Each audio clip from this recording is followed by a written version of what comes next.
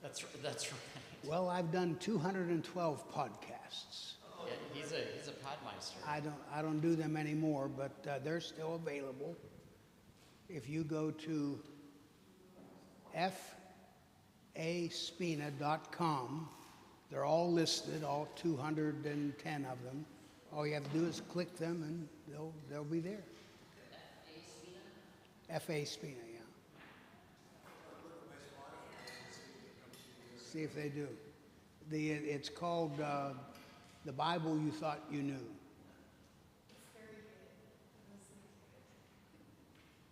Oh, you're on it.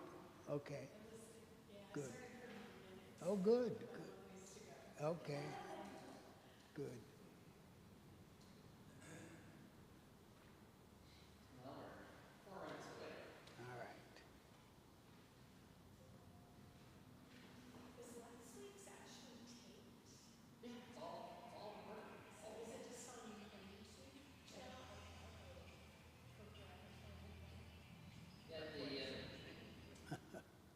You go to recent,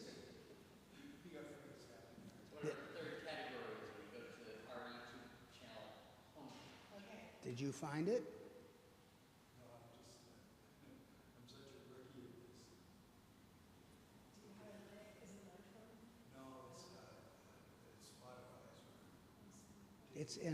It is on Spotify. Or as we like to say, anywhere you get your podcasts.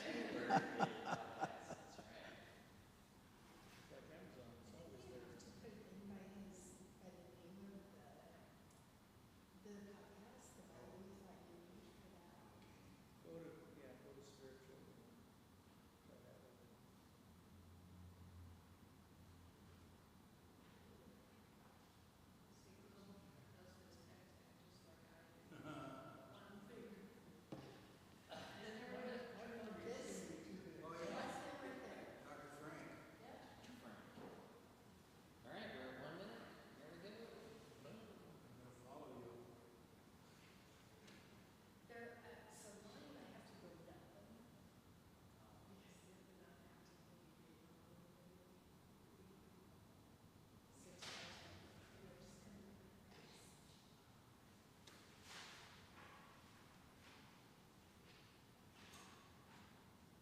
Got a nice chat with Angelette. And they're moving downstairs to assisted living.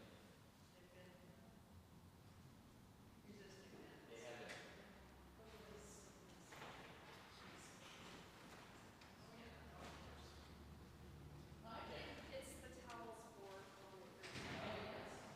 It feels Monday, Thursday like.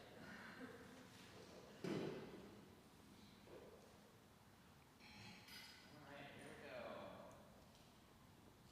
Well, good evening and welcome all of you here in live space and in live stream. Hello, everybody.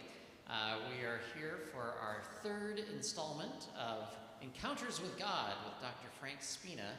We're just so glad to have you here, Frank. And as always, as we kind of have our engagement here, if you have the opportunity to ask a question and want to engage in that sort of way, just raise your hand and I'll bring the mic to you so the folks at home can hear what your great question is. And so we turn it over to Frank. Thank you very much. Here we go. Good to be here again. Third week. Time flies, as they say. Moses at the burning bush. Well-known, goodie, but oldie. Very, very interesting. I've often wondered, what does Moses say that night he goes home to his wife? How was your day? It was odd. I had a conversation with who? With a bush. A bush. It was burning. It was burning. I thought you promised you'd stop when you're with the sheep. You know, there's all kinds of stuff, but it's a really interesting and very, very pivotal story. And of course, we have to have the background. How in the world was it that Moses was out taking care of his father-in-law's sheep? Well, the prequel is, of course, that a Levite family engendered a Levite baby, but this was after the terrible Pharaoh who had come to the power not knowing Joseph, which means that the benevolent Egypt of Genesis has become the malevolent Egypt of the Exodus. And because of their population growth, and population growth was something that God had said to Abraham and Sarah, it would be like the stars of the sky or the sand of the sea, and they were pumping out babies right and left, and this made the Pharaoh paranoid. He says, you know what, if we get attacked, they might be a fifth column and turn against us, so we're going to do two things. We're going to, first of all, we're going to make them work really, really hard. And in the story, the more they worked hard, the more they generated babies. I guess he thought, you know, they're going to be way too tired when they've been in the brickyards. They're going to come home, have supper, shower, hit the sack. That's not what they did. And there's more and more babies. So plan 2 was, if there is a male baby, we're going to have that baby killed. Now, Pharaoh had, as it turns out, flunked high school biology. Because if you want to stem the population, you want to get rid of female babies, not male babies. He wasn't good at that in biology. And then even worse, he calls in 2 Hebrew midwives. And he says, I want you, when you go to deliver a baby, kill it. By the way, you guys know the names of those 2 midwives? Shiphrah and Puah. Now you should know this because the women in the first chapters of Exodus were absolutely heroic. The males are all klutzes, really, really bad. But anyway, we're told that the midwives feared God, so they wouldn't do this. And so the Pharaoh calls them on the carpet and he says, why didn't you do that? And they said, well, you don't understand Hebrew women. When these women go into labor, the baby's right there. The baby's born when we get there, which was absurd, because how in the world can you make a living as a midwife if the baby's born before you get there? But the Pharaoh was not the sharpest tool in the toolbox, so he bought this. And then this Levite family have this baby. They hide it for 3 months. And then, for inexplicable reasons, the mother decides to put it in a little basket, put it in the Nile, and have his sister watch after it. As luck would have it, Pharaoh's daughter finds the baby. And again, they're very, very, Moses' mama was courageous, and Moses' sister was a good thinker on her feet, because the Pharaoh's daughter, now it was her own father who had done this edict, but the baby cried, and that moved her, and she had compassion for the baby, and the sister says, you know what, maybe I could have somebody wet nurse that baby for you. And she said, well, I have somebody who can do that. Of course, it would be his mother. And so they had made that arrangement. But later on, Moses would be brought into the court, raised in the court, and become part of Pharaoh's family. What are the ironies, right? Now, here's again the klutzy part. When Moses is born, or Moses is grown up, he goes out to see what's what. And he sees an Egyptian taskmaster beating on a Hebrew slave. And he's upset. So he murders the guy and buries the body.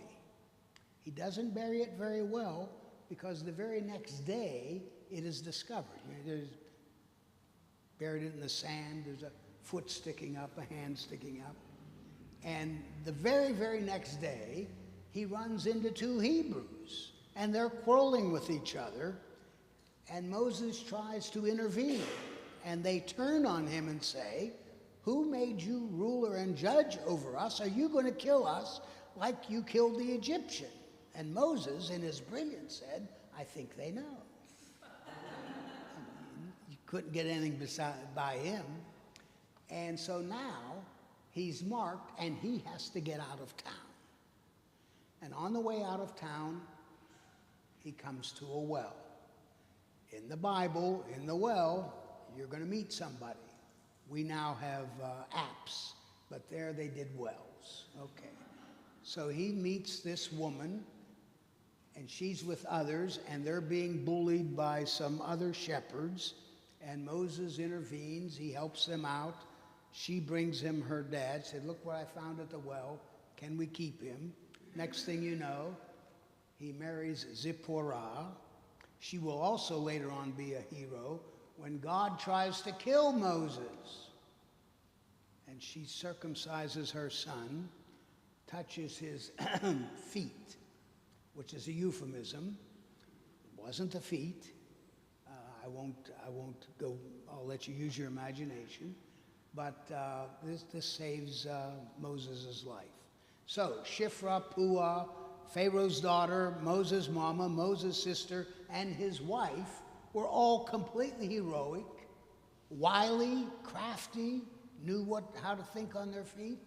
And Moses, first thing he thought, "Well, I've got to kill this guy." And now he's out of town working with his father-in-law's sheep. Okay. So, now, could not be more mundane, right?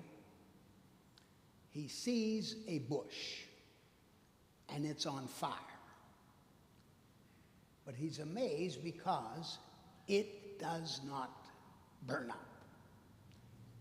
And he says, "I need to take a better look at this, why this thing is not burned up." He calls it a great sight. Great sight. And then there's a voice from the bush. Now, I always like this because we always think of a stentorian voice. Charlton Heston.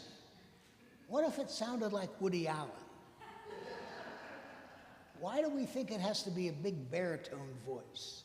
It might have been a very thin voice. "Moses, Moses." No, we got it. Moses, Moses, right. Anyway, he hears this name twice. Now, by the way, Moses is an Egyptian name. It's not Hebrew. It is it's the element that you get in the name Ramesses. Ramesses means the god Ra gives birth, or Thutmoses, King Tut, means the god Thoth gives birth. A Thoth, by the way, is pictured as a baboon. I actually have a little from the University of Toronto. I had it in my office at Seattle Pacific, and once I had very, very full file cabinets, and I pulled the very top one, and I pulled it almost onto myself, and Thoth was coming to me. I quit idolatry right there, because that was really, really going to be bad. Anyway, that's the name. It's not a Hebrew name, and of course, it's a name where the name of the deity has been lopped off, because it would be very embarrassing to have Moses, who's really, really important in Israel, to have a name with an Egyptian god. So they didn't do that. All right. And Moses responds to the name, but God says, "You need to take off your shoes, because the place where you are standing is a holy ground, And so God says, this is a sacramental moment. A sacrament means that something very ordinary is transformed into something that God can use. We know this from Eucharist and baptism water and that sort of thing. Okay. And then the Lord identifies himself. Now, it's kind of interesting because we're never given any insight as to what was he thinking. If we were writing this novel, we would have all kinds of stuff. He thought this, he thought that, he wondered what was going on. But that doesn't happen here. We just can only infer from what he's thinking. If you hear a voice and he says, take off your shoes, this is going to be extraordinary, but how do you know that it's from God? And if it's from God, what gods? Because there are gods all over the place. This is a pluralistic, polytheistic world. So God has to identify God's own self. And he says, I am the God of your ancestor, the God of Abraham, Isaac, and Jacob. And so we have to infer that that would make sense to Moses. Did he visit his family and he heard about the stories of Abraham, Isaac, and Jacob?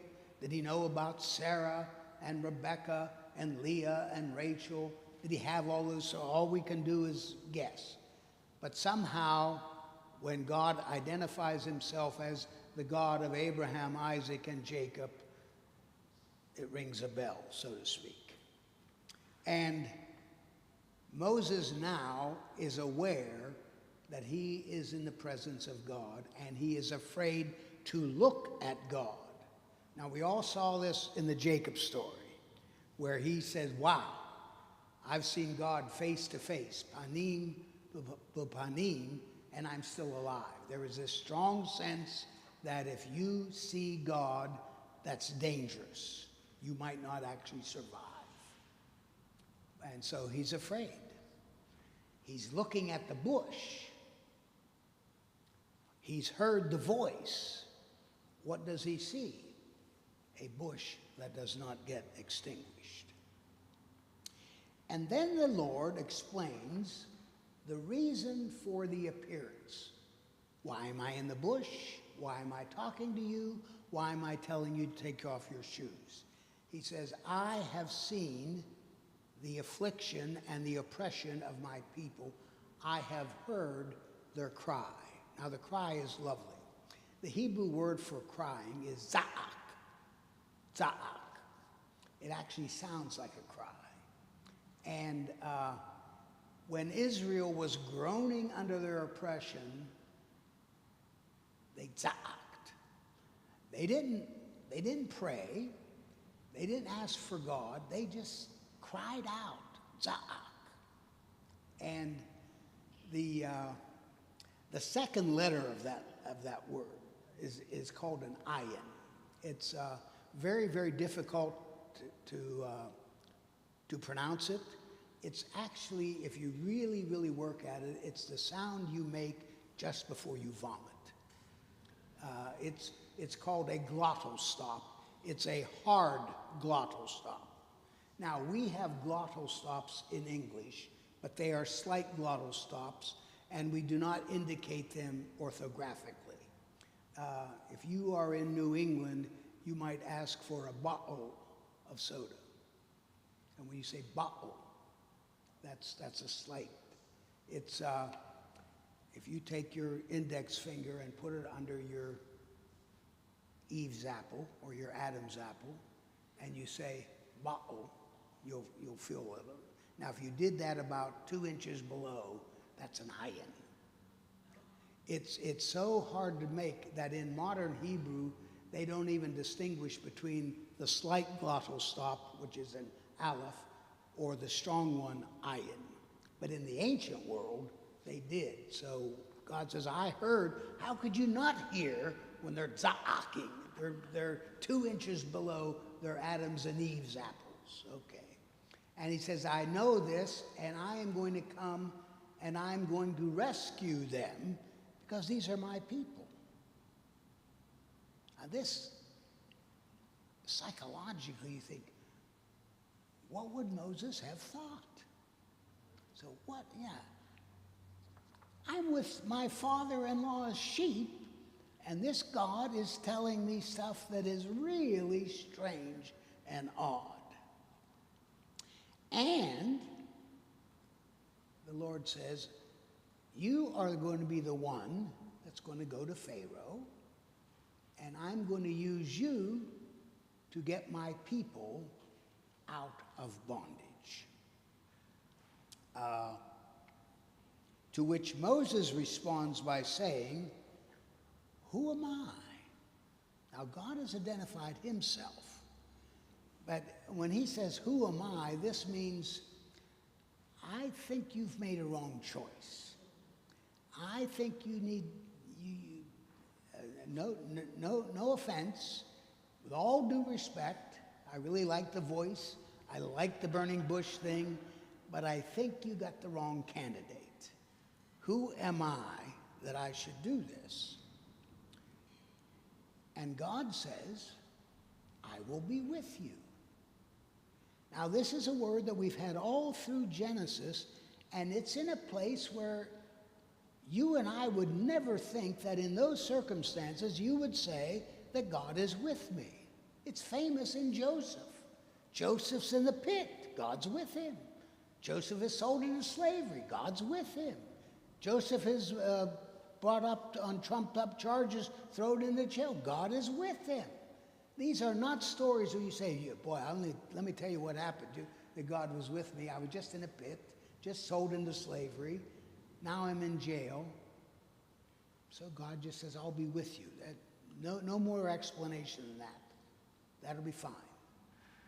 No details as to how will I intuit you? How will I appropriate you? I'll be with you. Okay. That's all the explanation he gets. And Moses says, if I go back to these people, and I'm kind of in trouble anyway, but I'm going to go and I'm going to say to them that I was talking to this bush, and you are the God of Abraham, Isaac, and Jacob. They're going to ask, what's your name? So, what's your name? And he said, God said, I am who I am. Which is a rabbi once said, God says, I'm God and I do what I damn well please. Next question. It's actually kind of a play on the name of God. I think I've written this before you. In Hebrew, the verb be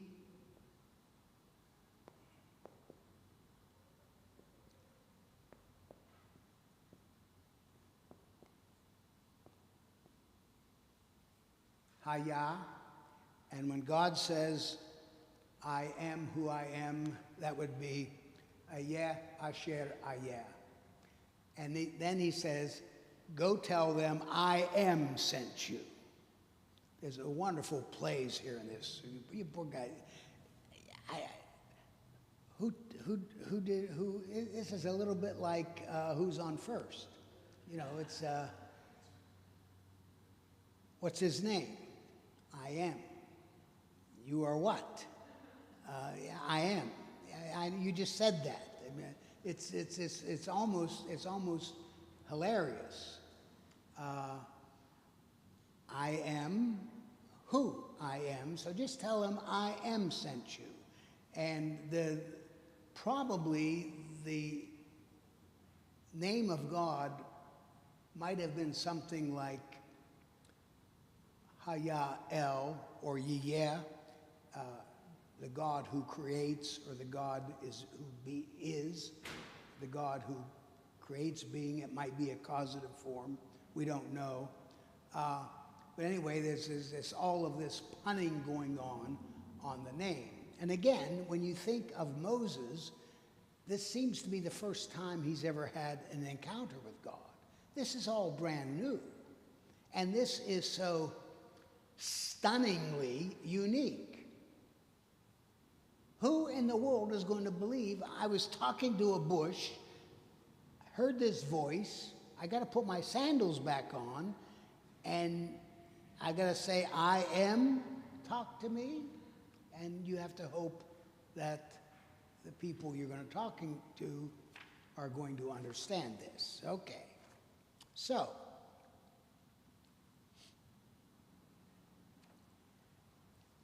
and then Moses says, well, okay, I'll give them the name. I'll tell them what you told me, but they're not going to believe this. I hardly believe it. And God said, well, I'm going to give you 3 signs to convince the people. This says 3 sons. That's a mistake. It's 3 signs. And he says, what's that in your hand? He said, well, it's a stick. I'm a good shepherd. Shepherds have sticks because sometimes you have to prod the sheep. Well, throw it on the ground, which he does. It becomes a snake. He recoils. Grab it by the tail. Grabs it by the tail, and it comes back to being a stick. And then he says, put out your hand. He does. Next thing you know, he's got a skin disease.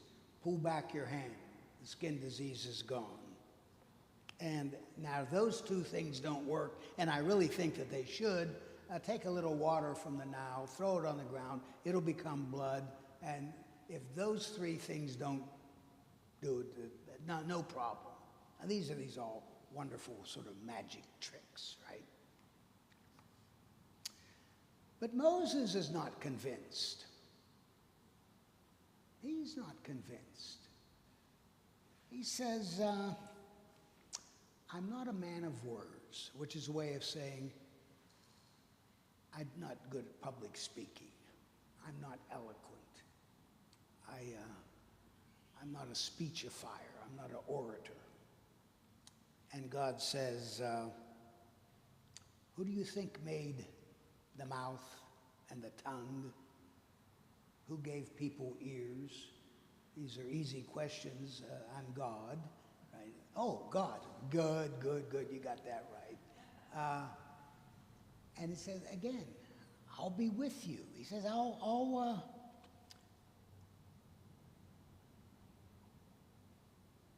I'll tell you what to say. And Moses is still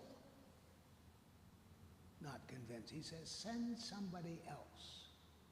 Now, here's the place where most of us would say, well, if I was God, that's where we'll get that little burn spot from the lightning.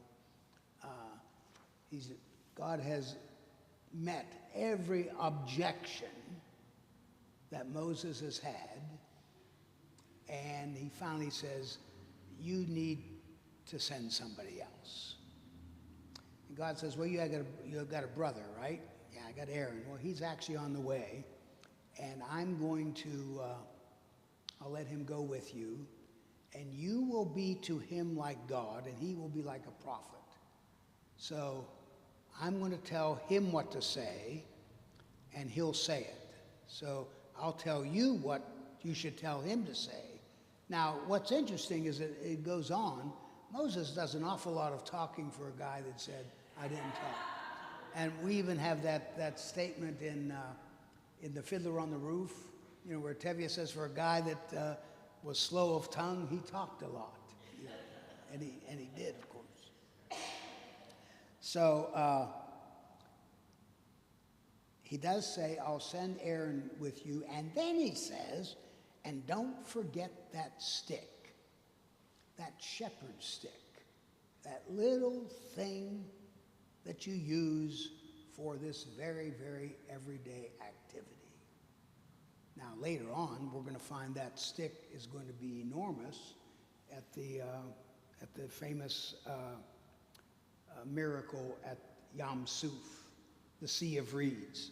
The translation in Bibles is Red Sea. It's not Red Sea. It's Yam Suf, which means Sea of Reeds. It's a body of water. We have no idea where it is. But that's in, I don't know why translators do the Red Sea thing. And Hollywood got that, and we have all of that. Anyway, Aaron is going to go with him. So in this story,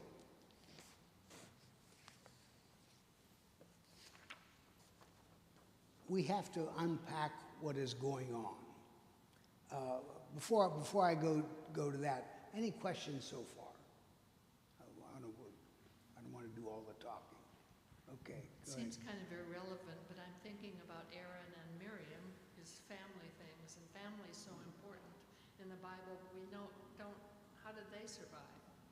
We don't know. Well, they all come out of Egypt when they all come out. Yeah, you're right. There's not much information.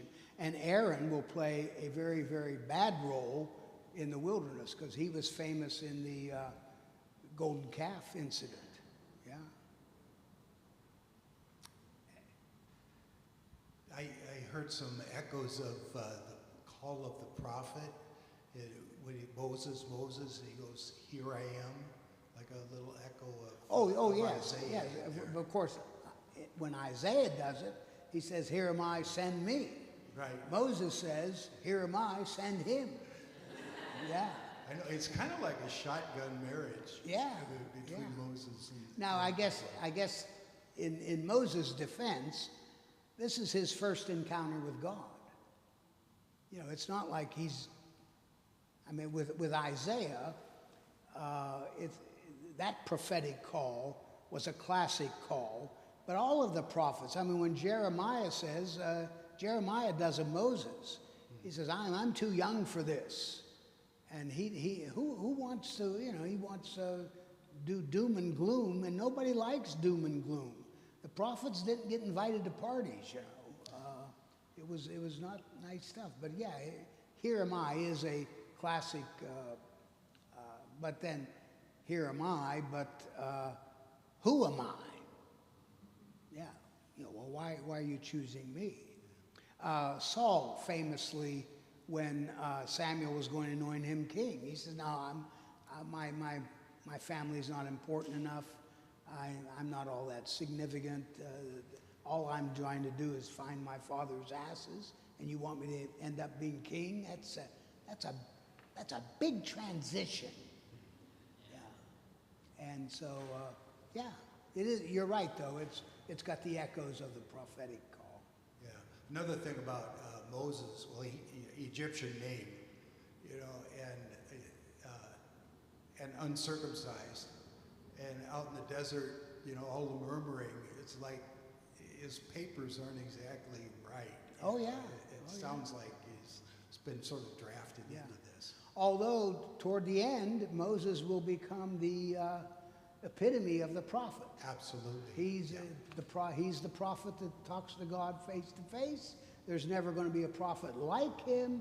He is the model prophet, and he dominates every book of the Torah, the first 5 books, except Genesis. Everything else he dominates. Yeah. Good?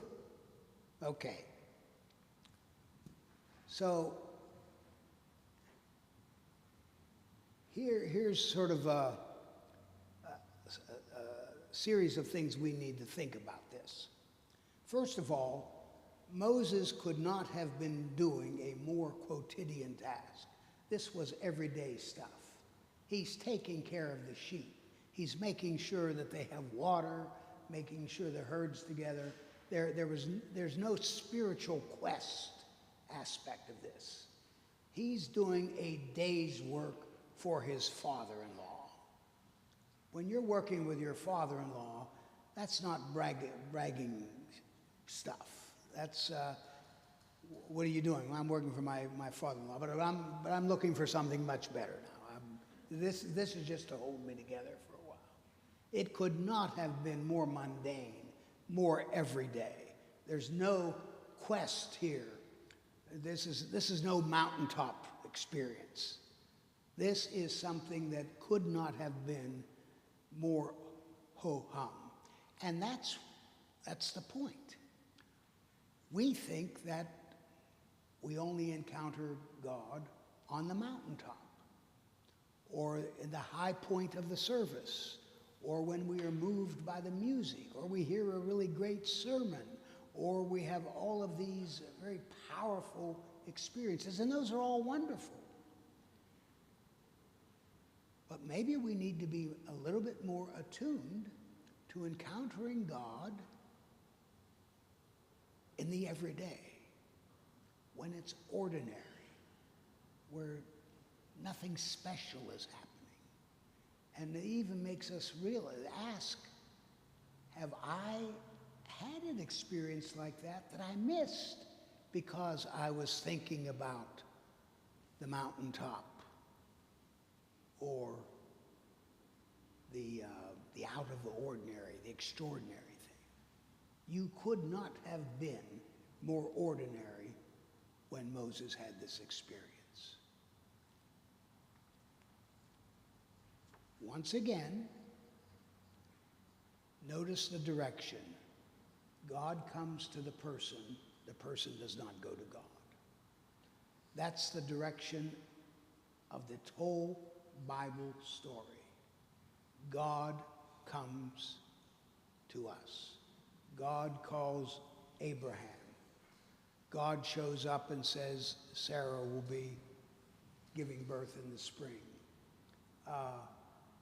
God breaks in on Jacob's life with the ladder scene. In the wrestling incident, God comes to Israel. The direction, or the incarnation, of course. God comes to us. And now, that's not to denigrate people who search for that wonderful spiritual experience. But in the biblical pattern, God comes to us. One second. Karl Barth refused to treat Christianity as a religion. What do you mean? Of course it's a religion. He says religions are about a quest for God. Christianity is about God's quest for us. Go ahead. Somewhere in my life, maybe a session like this, it was mentioned there are no accidents. And it triggered me to pay attention a different way. And I'm wondering if pay attention to just where did this come from? Is there a hand of God in the midst of this event that seemed to be out of, excuse me? Yeah, that's There you go. And so I'm wondering, is there an element of that in this story? Well, here's what I would say. There are accidents, but God might be in the accidents. You know, if there are no, you know the story about the Calvinist who fell off the ladder and he said, well, thank God that's over with. So there are accidents, but accidents are every day, and God is every day. Now, the place where I would agree is to have antenna. We need antenna that say, wow, I thought that was ordinary. It turns out to have been extraordinary. Like that little story I told you about the homeless guy that when I'm trying to pump gas and I'm worried about giving him money and he just wants me to do a priestly thing and pray for him. I just happened to be there. He just happened to be there. Accidental, but it's, I saw that as an example of an encounter, at least with an angel, if not with God. Yeah. So yeah, I think. Well, I will say it's made me pay attention in a different way. Yeah, and more to the good. That's wonderful. There's maybe Joyce can help me. Who's the one that said every bush is on fire with God, but only those who see take off their shoes? I'm butchering that, but it was on that order. I don't know. Okay, all right.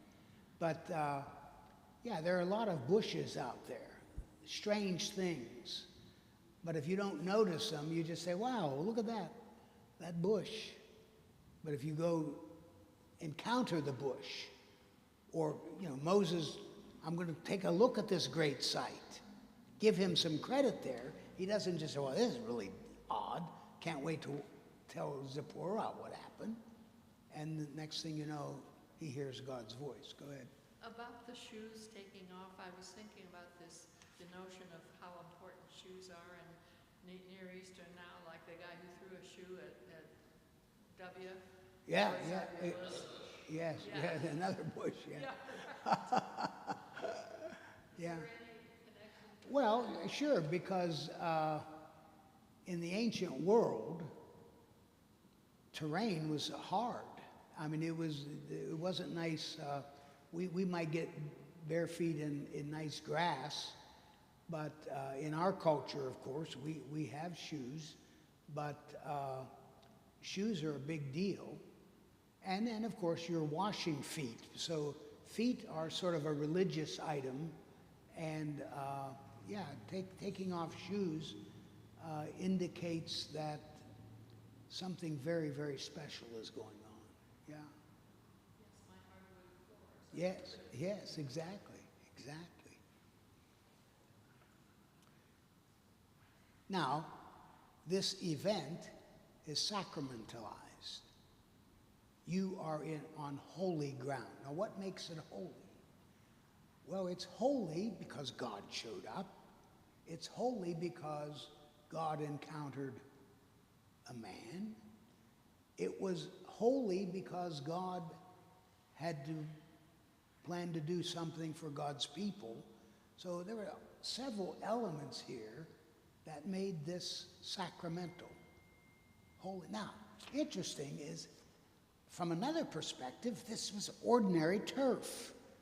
This is stuff where you bring sheep.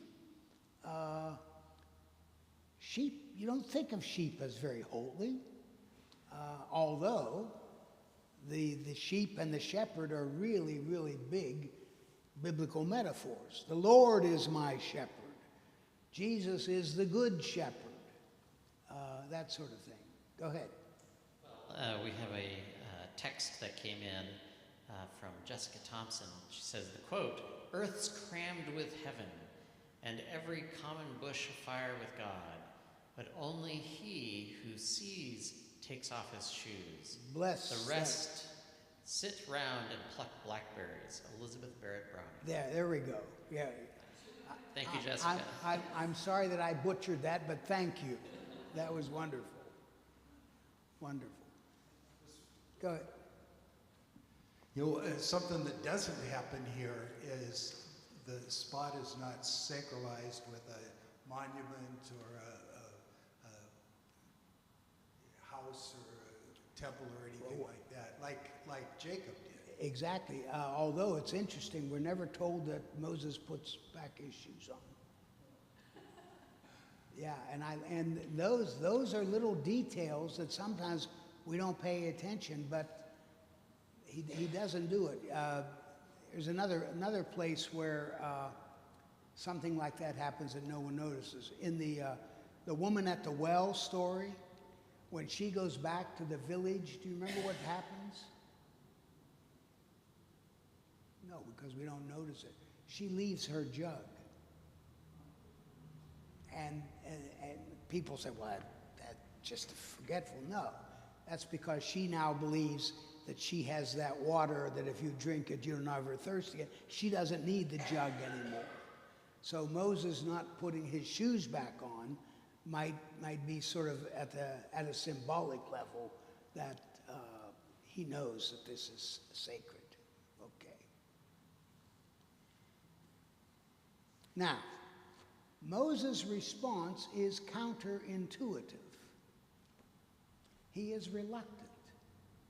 Most of us think that if we were in God's presence, we would be, number one, I can't wait to tell my wife, my husband, can't wait to tell the guys, can't wait till I go golfing, because I'm going to say that I'm really special. None of that. Who am I?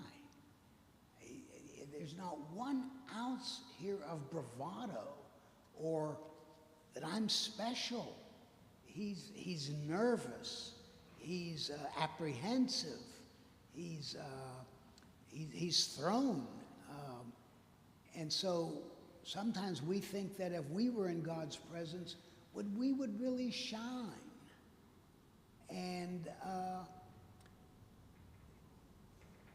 think of the times when you've met somebody really, really, really famous, and you find yourself, most of the time, you are in charge of yourself, you're articulate, but sometimes you get tongue-tied with people who are really, really famous. I've had one such experience. Years and years and years ago, I was on a committee in Seattle. We called it the Christian Century Committee. And we would bring somebody come in to lecture, typically at St. Mark's, once a year. That burning bush thing is really going to get you. And this particular year, I happened to be the chair of the committee. And our speaker was going to be Rosalind Carter. Now, the Carters were out of the White House.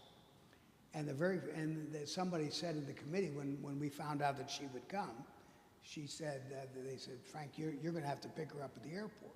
First thing I thought was, well, I got to get the car cleaned. Now, what I did not realize, 2 days later, I'm at my office at Seattle Pacific. There's a knock on the door, and there are 4 men who look like they are insurance salesmen. And they're Secret Service.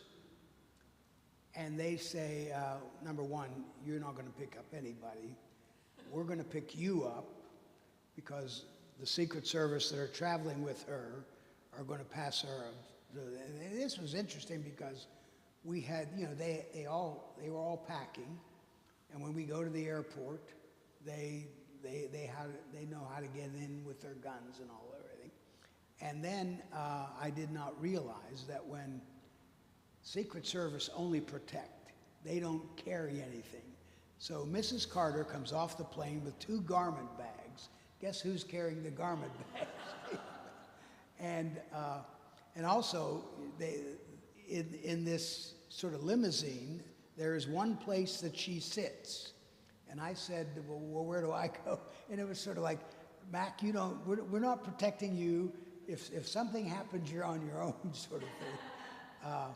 But I remembered, and I always thought of myself as relatively articulate, and I was just absolutely stumbling all over myself. So with God, who's probably even more important than Rosalind Carter, it's refreshing in some ways that Moses doesn't do this in a way we say, wow, I wish I could do that. We'd do exactly what he did. Ooh, I think there are better people at this. Why me? You got an awful lot of people to choose. Hey, try my mother. She was good at hiding, that sort of thing. And God never says, why Moses? Never why. That's what I'm going to do. I am who I am. Don't ask. Okay. Once again, the encounter is not individualistic. It's about a community. It's about what God is going to do for God's people. Again, now we've been developing the idea that we are autonomous individuals, and we've been doing that since the Enlightenment. It's absolutely false. We are all part of a community, and again, as the Bible would tell us, if there is no social action, you don't ever see the light of day. This is about community. This is not about Moses being able to brag about his quote-unquote spirituality. I have encountered God. I guess I need to go to a monastery. It's not about that at all.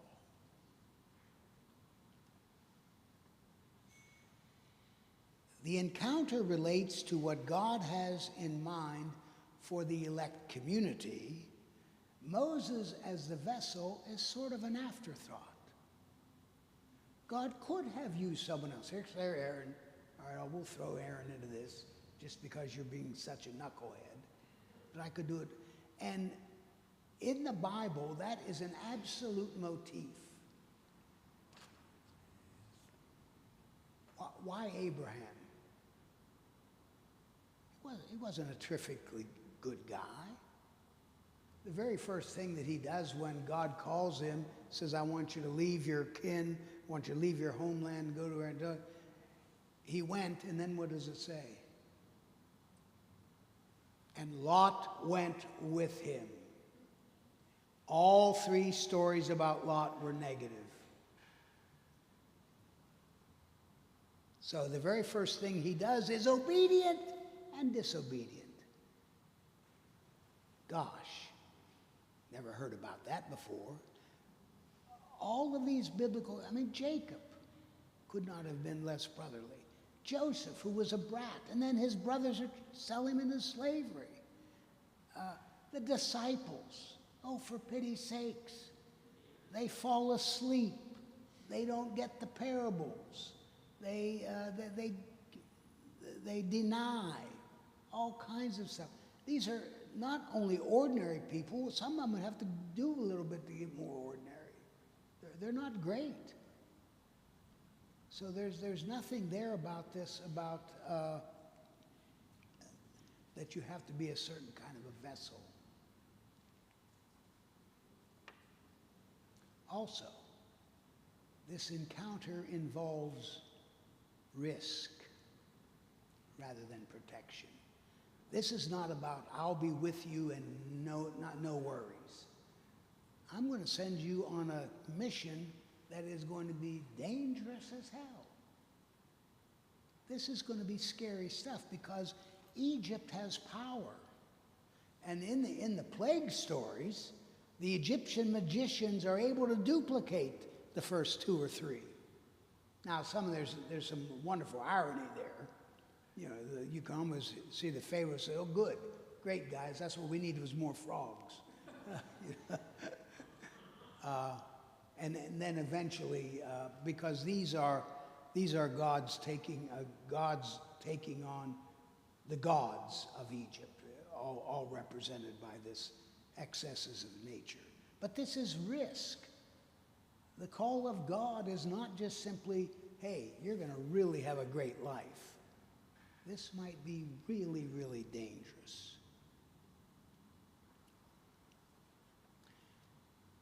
Even the people's za'ak, crying out, is not searching for God per se.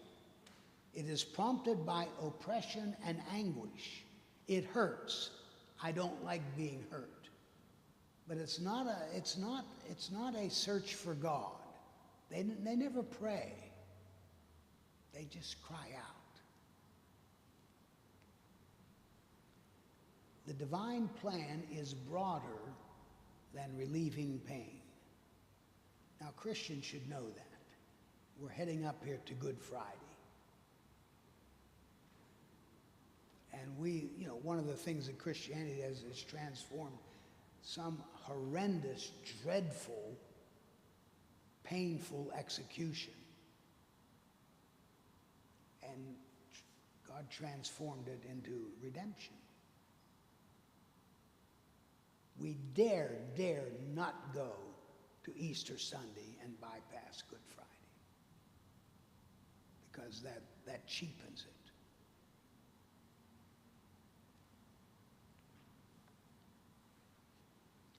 it. In this story, God ultimately judges Egypt and saves Israel. In other stories, God judges Israel using others as the instruments of judgment, like Egypt, Syria, Babylon. So Israel can never say, well, aren't we special? And that actually says in Deuteronomy, don't ever think, Israel, that you have been chosen because you are bigger or better or more prominent. God chose you because of the inscrutable will of God. It has nothing that God could have chosen anybody else, which Amos actually says. God could. And anyone who would have gotten chosen, everyone else said, well, why didn't you choose me? Tevye got it right, though. I know we're the chosen people. Couldn't you choose somebody else once in a while? Because being chosen also has risks and dangers and puts marks on you. So Egypt here is going to take it in the short, so to speak. But later on, Israel will be in God's crosshairs. And in Egypt, or in Assyria, or Babylon, or Aram, or many other countries will be the instruments of judgment. Because the biblical God is the God of all peoples. And it's wonderful to be chosen, so to speak, but it's also maddening and scary and so forth. So these encounters with God, this one, as the ones we've had already, is forces us to do a theological reflection that says,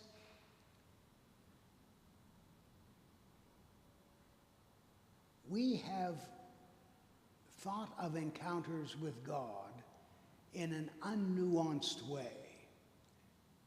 The ladder story, the wrestling story, and the burning bush story forces us to see the encounters with God in a highly nuanced way. Again, in all of these ways. Community, not individual. It's not just about protection. We even say that in our Eucharist. Forgive me for coming to this altar for solace only and not renewal and that sort of thing. And that's true. You know, if you pay to our liturgy, it's pretty good in terms of its understanding of this material.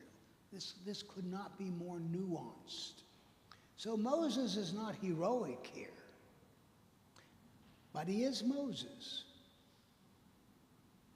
And he's going to go on. I mean, there's going to be times when he and God are going to go at it tooth and nail. Famously in the mountain story, when God says, "I'm done with Israel. I'm going to stop. I'm going to abandon them, and I'm going to start over with you, because your people, Moses, who you brought out of Egypt, they've prostituted themselves." And Moses says, "Wait a minute. You mean my people? You brought them out of Egypt." He said, "And if you do that, the Egyptians are going to talk." And Moses wins the argument. And God, quote unquote, repents. Says, "All right, I won't do that."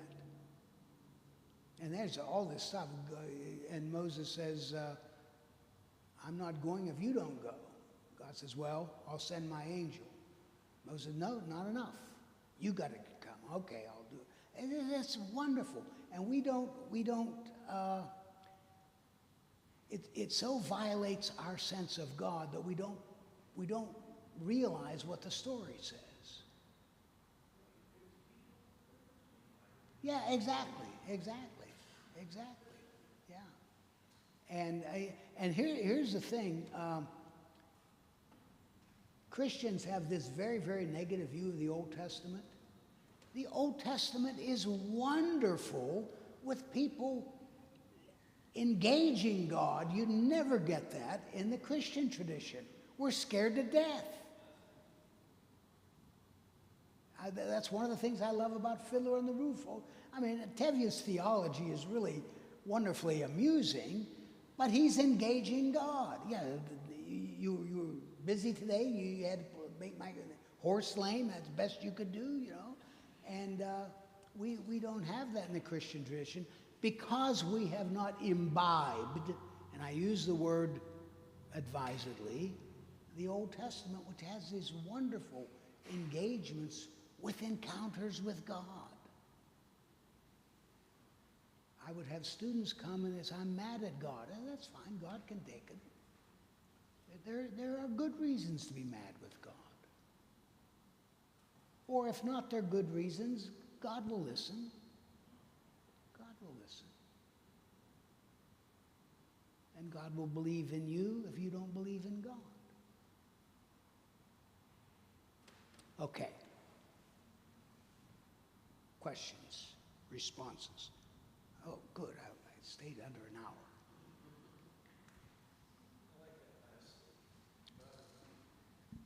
I like that last statement. God will believe in you if you don't believe in God.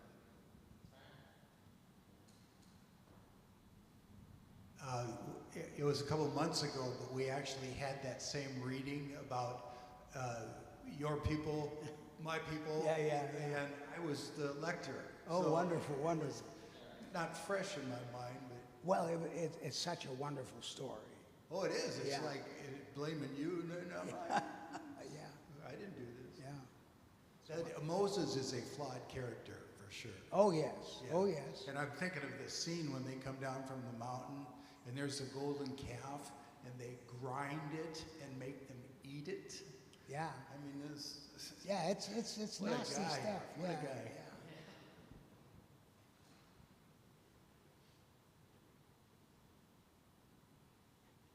Any out there from television land? Yeah. Any questions popping up in the comments?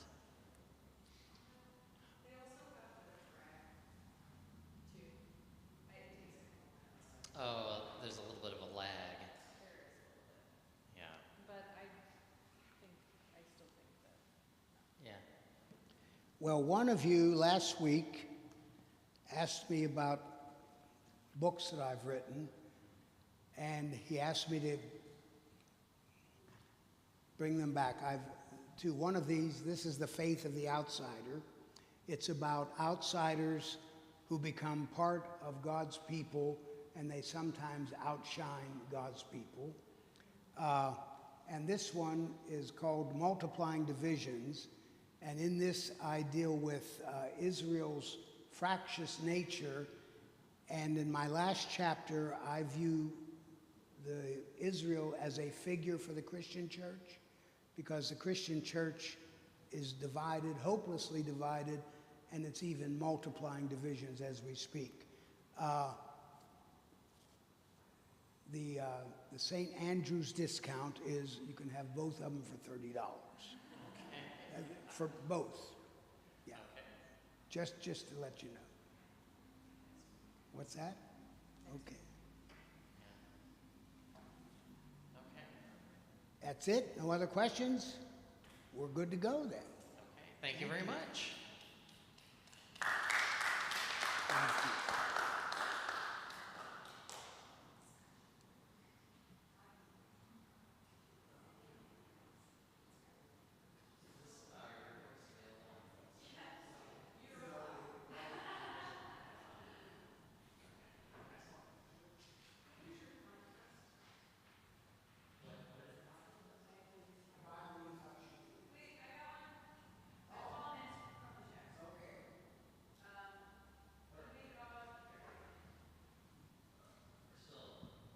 There's really no question in this, but Chris said you make God seem approachable, almost like a human, but so much more than that.